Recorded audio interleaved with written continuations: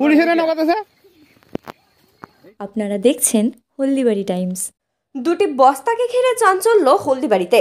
বৃহস্পতিবার বিকেল নাগাদ ঘটনাটি ঘটে হলদিবাড়ি ব্লকের ভোলারহাটের অন্তর্গত মির্ধাপাড়া এলাকায়। স্থানীয় সূত্রে জানা যায়, এদিন রাস্তার ধারে মুখ বাঁধা অবস্থায় দুটি বস্তা দেখতে পায়। ঘটনার খবর ছড়িয়ে পড়তে ওই এলাকায় মানুষ ভিড় জমান।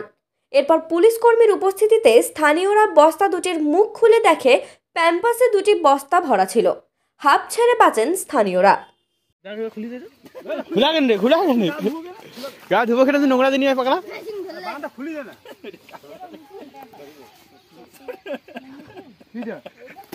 আরে খুলা কেটে আরে বানটা খুলি দে। আরে খালি দিতে এখন হাত নলে এখন ঠ্যাং হয়।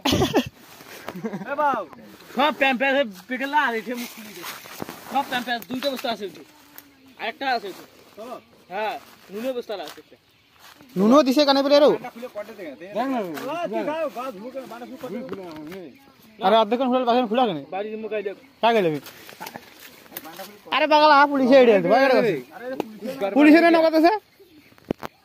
এই তো দেখি তো মনটা কত প্যাম্পাস এই রে ভিডিও তো আসলে আসছে আমি দুই দিন সুমন সেই নরম ম্যাডাম হ্যাঁ কিছু না আরেকটা বসে তাহলে ঢাল দে ঢাল না রে